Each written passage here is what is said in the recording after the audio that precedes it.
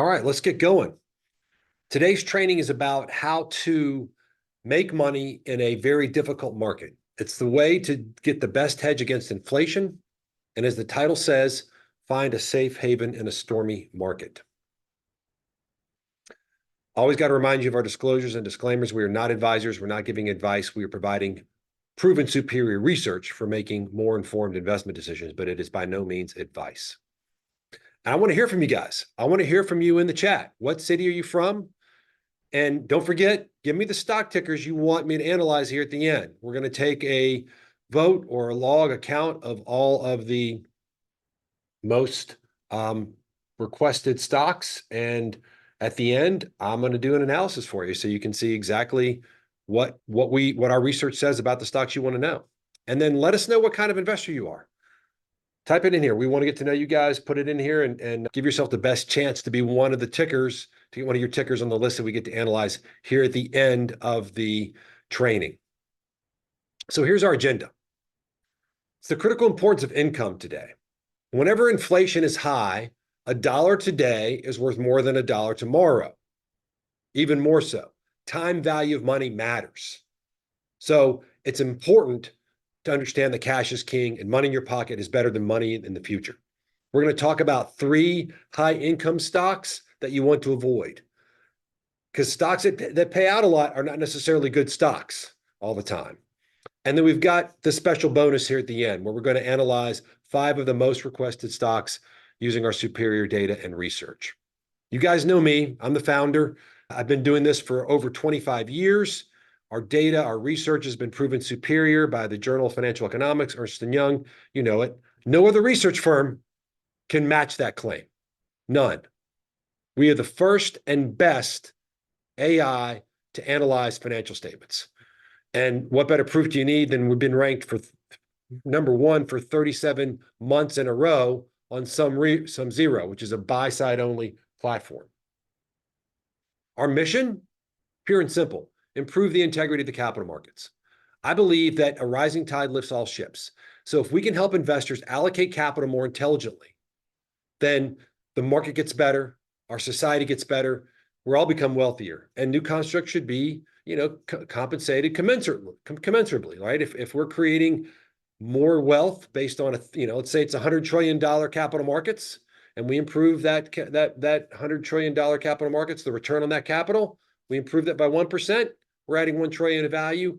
We get a small share of that. We should be doing very well. But that's the value add that we're looking to bring to individual investors who at the end of the day can improve the efficiency of the capital markets, because that's where it starts. And that's why our research is focused on you. I believe you deserve honest research. I believe you deserve to build wealth comfortably. I believe you don't have to be a speculator. I don't believe you should have to watch Roaring Kitty and hope that some crazy fad is going to drive stocks up. I believe you deserve to make advice based on proper due diligence. I believe you deserve a chance to succeed. So let's talk a little bit about why we're here, right? The market's looking pretty rough these days, and society is looking pretty rough. People are feeling too good. Inflation's hurting, right? And I think we're seeing a divided economy. And that's all the more reason why we need to empower the small or the individual investor to make smarter decisions. Because if we don't help these folks create more value for themselves, they're going to continue to get squashed by the elite, the top 1%. And I don't think that's right. Inflation's not going away. Yeah, the report today was slightly milder, but guys, let's face it, right? I mean, when inflation's been this high for this long, it doesn't help when it's slightly milder. We're all feeling the pain at the checkout, at the grocery store, the gas station. I mean, the prices are high. It's just it costs a lot more to do things than it used to. We haven't seen this in our economy in a long time. It's a bad sign. Not for decades has it been like this. And the Fed has already said they're going to keep rates high. We were all thinking it was going to be at least 2 rate cuts. Well, at the beginning of the year, it's 4 rate cuts. In the last few months, it's down to 2 rate cuts. And the Fed has now said maybe 1 rate cut. So interest rates are not going to get any lower anytime soon. Now we got geopolitical risk. You got Gaza and Hamas and Ukraine and Russia. Like, how are we going to afford to continue to support all these wars? I mean, this is just not possible. It's crazy. And then we've got an election. I mean, all right, if someone had told you 10 years ago that the 2 leading candidates would be the folks we're talking about now, and you understood like their bio, you're like, there's no way. There's no way. I mean, we got to do better than that as a society. So, that's not exactly something that gives us comfort either. All this is going to add to stock market volatility. And let's face it, I love this slide. Christian put this in here. We need to have a little levity in our lives. This one's a funny one, right? Can NVIDIA continue to carry the entire stock market? It's not going to be easy. I did an interview the other day for somebody from Forbes, and I think we figured out that to justify its current stock price, NVIDIA's profits will have to be more than twice the GDP of Mexico, something like that, something crazy. It's going to be in Fortune in a little while. The numbers are outrageous, outrageous. Profits twice the GDP of one of the largest countries in the world is what the current stock price at NVIDIA means. It's really becoming another meme stock. And look, don't get me wrong, it's a better meme stock than GameStop. So why are we here today? The market is stormy. There are a lot of risks out there, but there are ways to stay safe. There are intelligent ways to beat Wall Street. It takes hard work, but it's possible. And the sooner off you're safer, the better. The sooner you can start compounding income, the more you can compound and the better off you are. I believe the tide's going to be coming out soon. Things just can't continue to go this long, right? The Goldilocks path has been going on for too long. It's not going to be too far in the future. Could be any day now. We're going to see who's naked, who's done their research. And some of that's already beginning, right? We've seen this happen recently, right? Just a few years ago. Moderna, Zoom, Etsy, Peloton, DocuSign, Wayfair, way more stocks than that. Just check out our zombie stock list. A lot of them have this chart. We called a lot of the tops on this. We called a lot of these before they're even IPO'd. The bottom line is these stocks might look sexy and they're going up, but they've got a long way to come down. And it's scary how fast they can come down when sentiment shifts.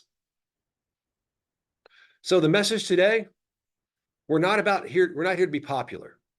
We're not here to help people who want hype and speculation. We're here to help you eat your vegetables, right? We want you to build a portfolio the right and the healthy way, not the cheap, easy way. That's not what New Construct's about. We want to help you find quality investments. We want to help you make more intelligent investment decisions. That may sound cheesy, but nobody on Wall Street can say that. Wall Street is about selling stock, pure and simple. There are hundreds of studies out there that prove this. Anybody from Wall Street that you know will tell you that. That's their job. The original reason for a financial advisor at Merrill Lynch and Morgan Stanley, those were retail distribution platforms to help sell stock. That's what their original purpose was and remains, right? So look, people who are looking to provide you true quality, good investment advice, it just doesn't happen. And we're talking about stocks that have a proven track record, and we have a proven track record of finding some of the best things that you can possibly find in the stock market. It's not penny stocks. It's not tiny stocks. It's not beaten down value stocks. It's not SPACs. This is real quality investment stocks. We're talking dividend stocks, solid dividend paying stocks. It's one of the best ways and safest ways to build wealth. Why?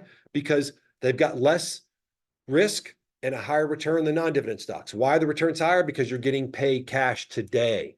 That income today compounds. And a lot of the stocks we're going to be talking about, we see dividends going up. Right? We understand that there are dividend stocks that are high quality. There are dividend stocks that are high quality with great cash flows and dividends that are growing. And the beautiful thing about a dividend stock is that it's going to be paying you whether the market is going up or down. A lot of my friends, some really smart folks are telling me that like they feel like economists are saying that today is more like the 1970s than anything they've ever seen. And in that time frame, in that year, or in that decade, dividends accounted for 71% of returns. 71%. Since 1930, dividends are 40% of returns. A study from the Hartford Funds found that since 1961, 69% of the total gains came from reinvested dividends. So over that same time frame, if you put $10,000 in the market, you get about $650,000. If you put $10,000 into dividend investments or reinvestment, you get $4 million. Big difference. Dividends can make a huge impact. So when I'm investing my own money, I want to know that I have the highest chance of getting something back, right? I want the best risk reward. Our rating system, our research, our methodologies about kind of a simple fact. I can't predict the future. I don't have a crystal ball. People ask me that all the time. Oh, hey, when is that danger zone stock going to blow up? When is that zombie stock? I can't tell you when. All I can tell you is risk reward. In a world where no one can predict the future, or where I admit that I can't predict the future, and I don't know anyone who can, but if you can't predict the future, the one thing you can do, and you are really obligated to do, is to manage risk reward. Position yourself so you've got the best chance of outperformance in the future. That's risk reward. Lowest risk, highest potential. You want to match those things up. That's the only way to really be successful long term.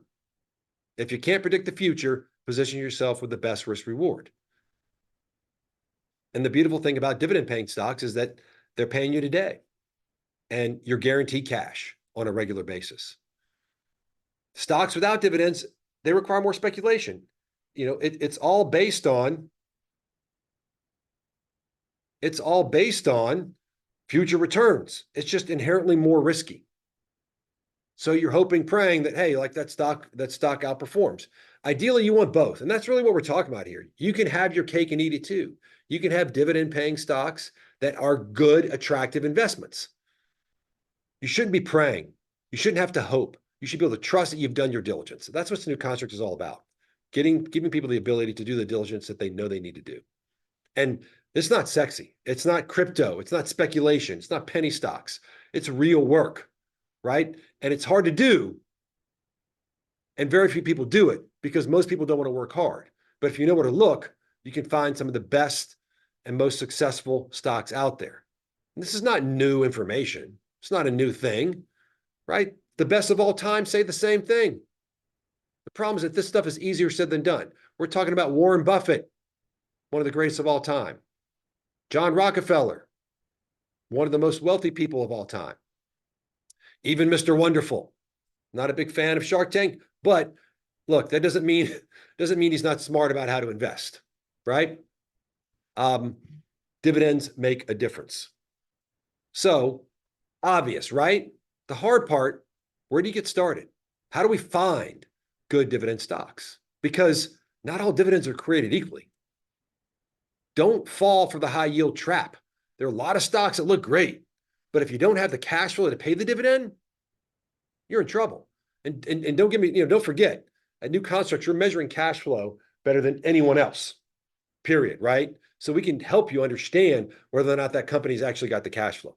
Because a lot of companies, especially when debt was cheap and not too long ago, and when the market's high, you know what they're doing? They're selling debt, they're selling stock, and they're using that cash to pay dividends. Guess what? When times get tough, they won't be able to pay a dividend. If they've got a big cash hoard from an IPO several years ago, and they're using that cash to pay dividends, I call it a fake dividend. The only real dividend is the one that's actually supported by the business. Because the dividend is really, the intention there is it's supposed to be a proxy for how profitable the business is. Unprofitable businesses shouldn't pay dividends. If they're raising money just to give it back to you, you're losing a lot of money, because I guarantee you, whenever they raise $100 million, there's a lot of that money goes off to bankers and to all kinds of middlemen and to executives and employees. And what you get is going to be a fraction of that. That's not a good deal. Companies should not go raise money to pay dividends, because for every $10 you invest, you maybe get one back at best, right? That's not the way it's supposed to be. Dividends should be supported by the business. Case study number 1, JCPenney, great dividend stock for a long time. Guess what? Fell off a cliff, bad business model. Did anyone warn you? No. Were we warning? Yes. Just because it's been a good dividend stock at one point doesn't mean it's going to be. Same with Kodak. We were one of the first, maybe the first, to point out that this was we call it a dead stock walking. You can look it up on our blog. I called this one out way before everyone else. A lot of it because there was off-balance sheet pension debt and other kinds of debt that were weighing on the stock that the company clearly didn't have the profits to pay. They were paying a dividend right up to the very end. Guess what? Boom, blows up, right? People doing their diligence like we did, you know about it ahead of time. If you don't do your diligence, you get blown up. Barnes & Noble, same thing. Great dividend, looked like a great business for a long time until it wasn't. In retrospect, some of these look easy to call, but I want you to know that before those blowups, people were very positive about these stocks. Wall Street was very positive about these stocks. Very few people were saying, look out, this isn't as good as it looks. And a lot of that's because they're biased. They're not as honest as we are because they've got conflicts. They've got to keep their bankers happy, because if analysts don't keep their bankers happy, they get fired. All right, live demonstration time. This is one of my favorite parts of the entire meeting today, right? Because I want to show you. I don't like to just talk. Let's show. So I ran our screener on our site. This is available to professional and above investors. And within 10 seconds, I said, give me all the high dividend paying companies with a very unattractive risk reward rating. Here's 4 for you real quick. Let's do a deep dive on one of these. Loma Negra, 13% dividend yield. Quality of earnings, bad, real bad. Bottom quintile. What does that mean? That dividend could go poof in a second. You might not see it one day. You might wake up and find out it's all gone. Same is true for buybacks. I got a question from Frederick. What about buybacks? Same thing. People have been borrowing money to buy back stock for a long time. There were even some consultants a long time ago said it was a good idea. It's a good idea if you do have an underlying cash flow positive business. Buybacks, dividends, same thing. Used to be that buybacks were more tax advantageous. I don't think so anymore. So they're all the same. We got people from Brisbane, Australia, Florida, all over the place here. Philadelphia, St. Paul, Minnesota, Phoenix. I love it. This is great. Thanks, everybody. Boston. Awesome. Yeah, so Stefano, that's exactly my point. They can't pay this high yield. They can't sustain it. Now, sometimes it's because the stock price is really depressed that the yield all of a sudden goes up, but that's a red flag. I will tell you even from as a youngster on Wall Street, like a really high dividend yield, like if you're just throwing away that much of your money, it's a bad sign. Not the least of which, because if you're really that good at business, right, you should have a place for that capital besides just giving it back to investors. Dividends are a good proxy for cash flow, but companies' purposes are not necessarily just to pay dividends. Their purpose is to earn a high return on the capital you give them and create value. Again, if you start a publicly traded company just to pay dividends and you raise it with $100 million, you're maybe going to get back 10 million or less, right? I mean, you're paying all these people just to pay a dividend. No, the underlying business needs to create value. It's more than that. We are not rating that stock attractive, Stefano. OBDC. Oh, I don't know about OBDC. I haven't looked at that. We can put that on a list of stocks we'll talk about later. Another couple questions. Can an ROIC number be negative? Could you give me a breakdown why? Absolutely, ROIC can be negative. It's all the time, especially if profit margins are negative. Then ROIC is going to be negative. You don't have anything in the numerator, right? ROIC is operating profit after tax divided by average invested capital. If your operating profit after tax is negative, you don't have any profit, you're going to have a negative ROIC. Happens all the time. It happens a lot with these IPOs that we've been warning people against. We see a lot of negative return on invested capital in the market. Yes, from an anonymous attendee, the stock market is richly valued and richly priced. I think waiting for a correction is tough. I think it's tough to be a market timer. That's why we're here today, to talk to you about what you can invest in and find something safe, right? The stocks we're able to find may not have the highest yields, right? Because we're not going about high yield. We're going for quality yield because these companies are built and managed for the long run.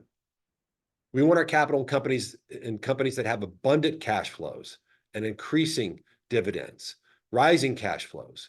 That's a good business. That's a trustworthy dividend. It's also a value-creating business. Cash is king, right? It's just better to be in companies that actually generate cash flow. Because to the question before, if you're in a business that has a negative return on invested capital and the stock market goes down and capital markets dry up, what's going to happen to that company? It's going out of business in a minute because they don't have any money to pay people. They're losing money. They're taking capital and paying it out to employees and executives, right? One of our most recent trainings, I pointed out that one of the most unprofitable companies to IPO in the last several years paid their CEO over $100 million in the last couple of years. $100 million. That's money from your pocket to the CEO's pocket. And that business continues to struggle. It's a zombie stock, continues to hemorrhage cash flow. But that CEO got $100 million. Now, he since quit because they had to restructure the business. And we predicted this all, years ago. But do you think that CEO is giving his money back? No. So you got to stay out of companies that are negative ROIC companies. It's just dangerous and it's bad. Focus more on cash and less on time. Less time on how high the share price will go. The share price will take care of itself if you're in a good business at a good price. No matter how bad runaway inflation gets, taxes might get, you don't have to worry about your company running out of money because they actually are sustainable, ongoing concerns. And that's a big deal. So let's talk about some hot sectors. A lot of folks are interested in sector research, and I got a few disclaimers. Sector narratives are not really my thing, right? You can't paint a bunch of stocks with the same brush. Sometimes Wall Street wants you to do that because, hey, it's easier. It's a narrative. You just say, oh, all these stocks are great because they're in this great sector. No such thing. How do we know this? Is because we focus on every single stock building a perfect, or not as perfect, nothing's perfect, building the best possible model from the ground up. That's how we start. When you screen for stocks in our system, you screen with an unprecedented level of precision. For most people, screening and looking at sectors is a way to just easily get rid of a bunch of companies they know they don't want to look at before they do a deep dive. We start with a deep dive. No one else in the history of the business that I know of has ever done that. There's no substitute for doing that work, in my opinion. There are no shortcuts. There are good stocks and there are bad stocks in bad sectors and good sectors. Right? There's never one sector that is all good stocks. I've never seen that. There's just too many stocks in any given sector. Is it possible? Yes. Is it likely? No. Is it currently the case? No, it is not. And that's the benefit of our research. We can help you discern between the good and the bad. Now, best sectors. We're finding the safest and best dividend stocks are generally found in financials, industrials, and energy. Financial sector. 492 stocks in this sector. It gets an overall, for the sector, attractive rating. Got upgraded here in May. And we have 114 dividend stocks in this sector that are rated attractive or very attractive. This is just a quick view from our screening tool. Pretty amazing, huh? Some good high returns on invested capital here. Some good high returns of free cash flow. Good low price to economic book value, very low growth appreciation period, great risk reward, strong dividends. 114 of them in the financial sector. Industrial sector, 451 stocks, and 32 dividend stocks rated as attractive or very attractive. Again, some pretty good yields there and excellent ROICs. Energy sector, 174 stocks. Very attractive rated sector. Don't see that very often. 28 dividend stocks. So one of the most attractive rated sector only has 28 dividend stocks rated as attractive or very attractive, right? And like you see on this screen, right, the very attractive is only 1, 2, 3, 4, 5, 6, 7, 8. Very much fewer than what we saw in industrials and financials. Look, the world is about being discerning. Success in this world is about being discerning. Number one. And look, I think you can see with our research, we're very discerning. And there's no way to do that except to do the hard work. I had a couple questions here I should follow up on. What about REITs? We can talk about that later. Stocks with good business models that suffer a high yield from stock price depreciation. Yeah, I mean, stock's going way down. You got to make sure it's not for a reason. That happens a lot. Typically, those super high dividends, and we've been tracking dividends for a while, typically those dividends get cut. When the stock price it's really like severe decline in the stock price, that typically presages an announcement that things aren't so good, or comes right after announcement that things aren't so good, and the company's got to cut its dividend. The notion of a company whose long-term investments in R&D artificially deflate their current margin and ROIC. Yeah, I mean, look, great question. Whether you capitalize or not capitalize R&D, it's important to understand that it has no impact on free cash flow. And, there are some strategies that just focus on high R&D. At the end of the day, you need to understand the marginal return on invested capital for that R&D. Is that R&D going to generate value in the future? Best way to know is how it's done in the past. And we track return on invested capital, return on tangible invested capital, all that stuff. I think we do that better than anybody else. And that's what matters. All right. When you have access to the right data, you can access to the best types of dividend stocks. That's what this all comes down to, right? Whether we're talking about R&D or return on capital, none of these metrics work if you don't have good data, my friends. A model is only as good as the data that goes into it. And examples of great stocks we've been able to find with great data. Number one, Nucorp, 50 years of consecutive dividend payments. Awesome outperformer. Goldman Sachs, just talked about it on CNBC yesterday. 24 years of consistent cash flows. Great business model, superior business model. Great outperformer. Cencora, 22 years.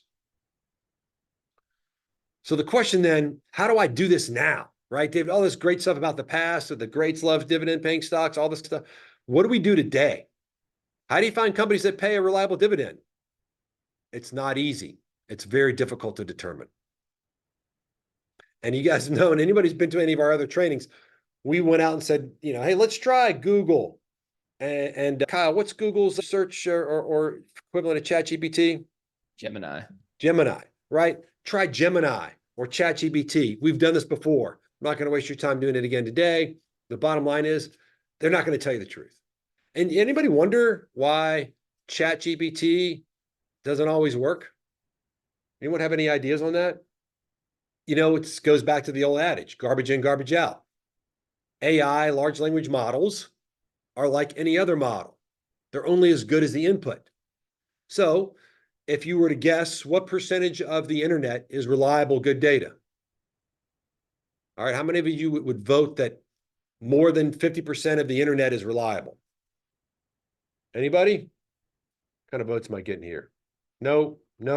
Right. Okay, so let's just say 50% of the internet is unreliable. So if you're building a large language model on that, do you expect your answers to be right 50% of the time? Is that good enough? You get my point, right? I think this first generation of AI is just people showing off, their computing power muscle. It's a big flex on computing power. The next generation is going to do what we've done from the beginning, and that is on creating and curating a super high quality data set that you can build an AI on top of that you can trust because the quality of the inputs is good. I got maybe 30 to 40% of the internet at best is reliable. And yes, to John, you can ask a question about a stock or ETF. Put it in the chat. We're taking votes on which stocks we're going to talk about. So if you want to do the real work, if you want to get to the truth, there's only one way. You got to read all the K's and Q's. These are 200 to 2,000 page documents. It's not easy. You got to decipher footnotes. You got to build models. And here's the fun part. You got to follow the Financial Accounting Standard Board, their rule changes. We have to deal with rule changes all the time. We have to read what comes out of the Financial Accounting Standards Board every day, every week, tracking what rule changes. Because when they change the rules, companies change how they disclose the data, and the model doesn't work anymore. We've had to do that multiple times. I've done it many times over the years. It's hard work. It makes like all that data you collected, like all of a sudden, oh my gosh, it doesn't work anymore. It's tough. But you know what? We embrace it. We love it because we know every time we do that kind of work, we know that we are widening the moat of our business because no one else is doing it. And we can do this and can build a superior system because of what we call RAP, our robo-analyst process. We are the first and best and only AI that works in investing. Let me say that again. The first and best and only AI that works in investing. For the reasons I explained before, we're the only AI that I know of that's based on a 100% reliable data set. And our institutional clients will tell you the same thing. They can actually go through and see all the data that goes into every single model. We'll show you that. Might even have a chance to demo that at the end of the session today. Why do we show them that kind of transparency? Because we can. Our system is superior, and we can show that it's superior. Name another firm that can do the same thing. I'll look at the comments on that too. And I've been asking this for years, and so far, no one's come up with anybody who's even close to what we're doing. So what does this AI mean for you? We're able to do diligence on your behalf, period, right? That's great for you. And it's also oftentimes like, even if you want to do it, you don't have the time or resource or expertise. Who's got time to follow what's coming out of FASB every day? Because a lot comes out of there. Most of it's noise. It's difficult to discern what you need to pay attention to. And then when you got to make a change, it's a huge amount of work. And the other thing is like footnotes. Oh my gosh, right? People ask me about, oh, what about these other data collection firms? You know, they've got 1,000 people in an offshore location. I'm like, yeah, you think English is hard as a second language? Try footnotes and accounting jargon and legalese. Kidding me? And why do you think companies use footnotes? Because they want to hide information. Look, when I started reading 10Ks, I was in my early 20s, and I remember a long annual report was like 20, 30 pages. Why are they on average 200 pages? Footnotes, right? Income statement, balance sheet, cash flow statement, statement of shareholders' equity. Those maybe take at best 8 pages. 2 pages for each. Usually it's less than that. Usually it's 1 page each, sometimes less than a page each. But then the filings are 200 plus 2,000 pages. It's all footnotes. All footnotes. Why? Because companies want to obfuscate. I've been doing this for a long time, right? And let me tell you, companies want to obfuscate. And we've proven it. And by the way, there's alpha in those footnotes because nobody's reading them. And with our RAP, with our robo-analyst technology, we can find some of the best stocks in the market. Here's an example of from one of our dividend model portfolios, an energy company we identified in 2021, outperforming big time. Industrial companies back in July 2020, outperforming big time. And look, I'm never going to do a training without showing you this. I mean, this could be our first slide, right? Top tier institutions with sterling, awesome reputations for study, not necessarily for free speech, but for study, for studying the stock market, for studying all kinds of things, right? Prove that our data is superior. The Journal of Financial Economics. Who's heard of the Journal of Financial Economics? Who knows what a peer-reviewed journal is? A peer-reviewed journal is one that only publishes articles that the peers and the experts in that particular area of study approve. You got to get it by all these people to get it into a peer-reviewed journal. That's a big deal. And the Journal of Financial Economics published a paper that proves the superiority of our data. And this is the one I lead with the most because at the end of the day, our modeling and our ratings, they wouldn't be good without superior data. It is the core and most important ingredient. No question. And then Ernst & Young was able to write a paper talking about our superior modeling and analysis. It's really my favorite because it's the shortest and it's got an appendix. It's like, okay, here's New Construct's data, here's Bloomberg's data, here's Capital IQ's data, and here's the difference. We spent hours trying to reconcile. They said accountants and auditors trying to reconcile, couldn't. They just had like missing data. Even stuff that's reported like debt, like I don't remember if it was Bloomberg or Capital IQ or both, but like they couldn't even get the stuff on the balance sheet right sometimes. Forget the footnotes. And then superior ratings. Harvard Business School published a paper. I think it's imminently going to be published in a peer-reviewed journal as well, but it published a paper proving that our stock ratings outperform human analysts, superior to human analysts. That's kind of a low bar, but you know, because Wall Street analysts aren't so great. But the point is, they work. They're better. So why do we have superior results? Well, I mean, I want to come back to some of the basics here. No conflicts of interest. I'm aligned with you. I'm aligned with the overall market, right? Anyone that knows me and New Constructs knows that we're really about making the world a better place. And that's improving the integrity of the capital markets. And I believe that in my heart. And that's why I've been doing this for 25 years. I believe it's the right thing to do, and I'm proud to do it. And I feel blessed to actually be able to wake up every day and believe in what I'm doing. I think it's awesome. I think we're lucky to live in a country where we can make a living making the world a better place. I like to joke sometimes with our analysts, like, hey, so if we try to do this in China or Russia, we might not be around to see the light of day. Those people have got different agendas. Here in the United States, at least so far, I've been able to get away with making the market a more efficient place. And I'm really proud to be able to bring this to everybody, to truly democratize access to good information. No conflict of interest. I'm aligned with you. We have unrivaled rigor. That's proven on the prior slide. Superior data. That's how we get superior results. Nothing else. I don't have a crystal ball. I don't have some magic formula that knows how, fractals work or market timing. All that's a bunch of blah, blah, blah, blah, blah, in my opinion. The only assured way to get superior results is to work harder and bring more data to the table every day and find an efficient way to do that. We've done that. And our research is now tracking dozens of stocks with excellent yields. Cash rich that can support dividends. That's what we want. These are stocks that can increase their payouts year after year. That means larger checks to you in your pocket today. So when inflation's running away or market's getting crushed, you're still getting paid. And don't forget, it's important to act now because compounding matters. Compounding matters over time. That's why these dividend-paying stocks are a great hedge against rising inflation. They offer higher returns. They're safer because you're getting paid a little bit all the time. So the right ones, the best ones, this is focused on stocks that pay strong dividends and have the cash flow to support those dividends. More than enough cash flow. So it's truly something that you can trust to be a dividend stock you can hold over the long term. 20 of these delivered every month. They all have a very attractive rating and a dividend yield greater than 3%. Of course, positive free cash flow and economic earnings. We want good, sound businesses that can pay the dividend, but also have a great rating. I call that win-win. 3 stocks from our April portfolio, which is what the most recent performance is because the June report isn't out. And the May report, we had 3 stocks up in double digits. One of those was a small cap.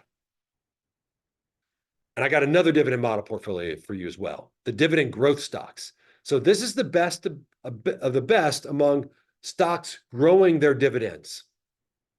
Not just good dividends and safe dividends, but they're growing their dividends. And we find about 30 of these. We deliver about 30 of these to your inbox every month.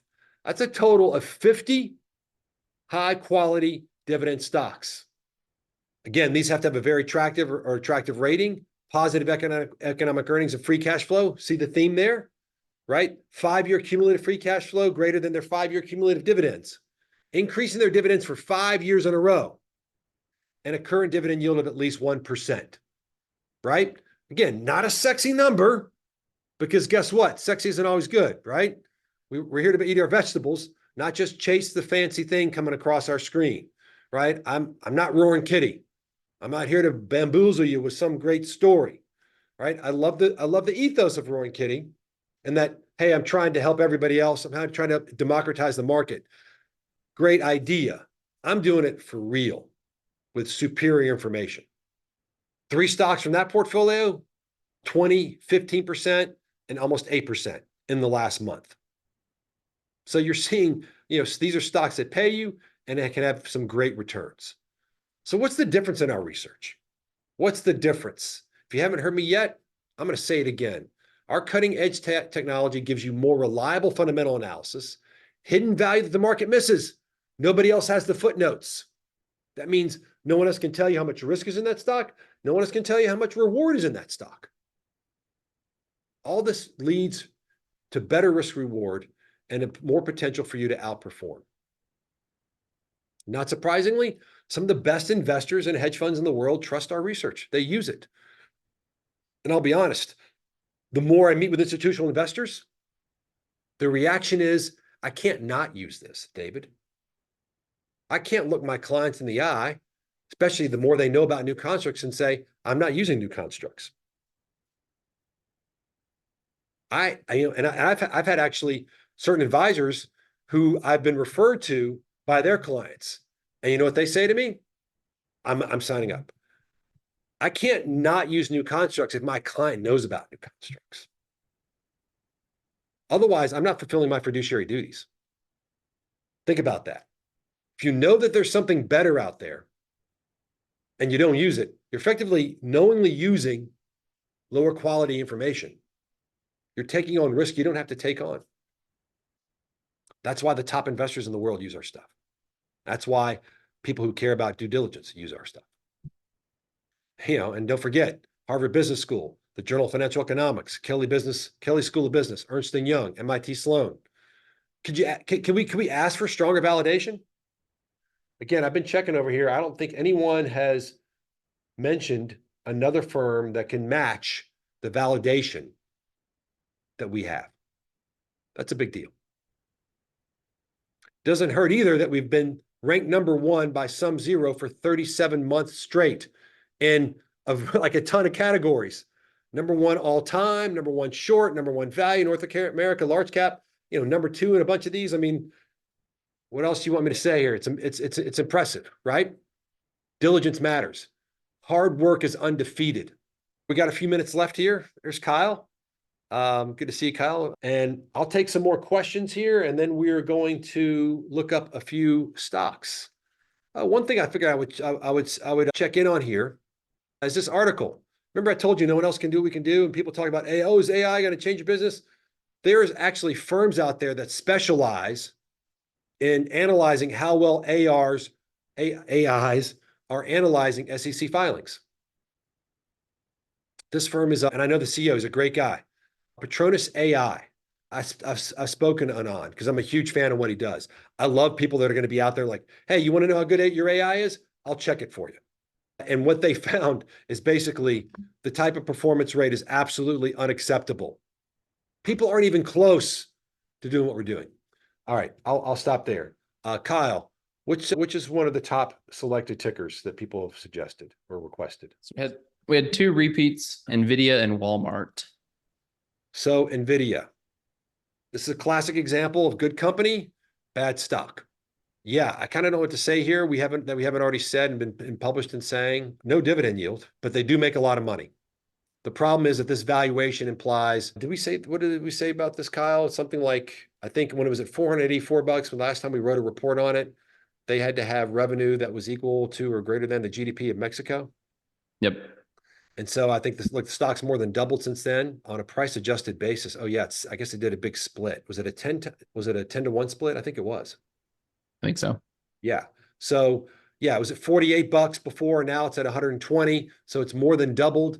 And at 48, it implied its revenue is going to be greater than Mexico, and that its GDP and that the profits would be greater than the GDP of Ireland, I believe. I think if we look that up now, I think it's like the GDP would be, the profits would be greater than the GDP of Mexico. Another quick question we should answer. How many stocks do you maintain in the dividend portfolio in total? What's the annual name count turnover approximately? I don't know the turnover off the top of my head, but we typically have 20 in the safest dividend and 30 in the dividend growth stocks portfolio. So it's about 50, not always that much. Look, if we can't find companies that make the cut, we won't put them on the list. We never fake it. Same is true with all of our model portfolios. We try to maintain, we have a max number, but we don't have a min number. Walmart was the other one, right, Kyle? Yep. Walmart was a great focus list long stock for us for a long time. We rode it for a long time. I don't remember exactly when we got out. Another example of a good company, not such a great stock. It's just gotten really expensive. Look, one of my takes on the market these days is that the meme stock investors got smart. Like, I don't have to pile in to some complete, pardon my French, shitco like GameStop. I can put my money into NVIDIA or Walmart. These are really good businesses. Berkshire Hathaway, Oracle today, becoming a meme stock almost, right? And they should. It's better than these complete junk stocks, that you're hoping for a short squeeze on. That's just a huge gamble. So I'm honestly, I'm happy to see good stocks going way, way up, but it doesn't mean we would recommend them. Thought another request juxtaposed on Walmart was Costco, COST. Costco, good company, bad stock, same thing, super expensive. And look, this is not to say anything bad about these companies. NVIDIA is doing awesome things for the world. Walmart's an amazing business. I love Costco. Kyle, how many times a week do I talk about Costco? Every week. Great store. Yeah. We I've got 3 boys and we need a lot of food. Costco keeps us in business, baby. Costco, especially the pricing on meats. Small commercial. Maybe they should do a sponsorship for us.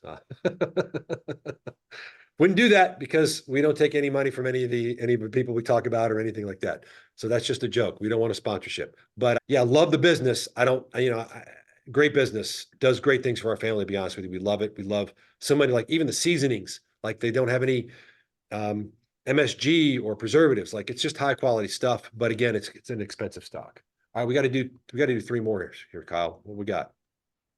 Yep. Look at Altria MO. All the way across the board.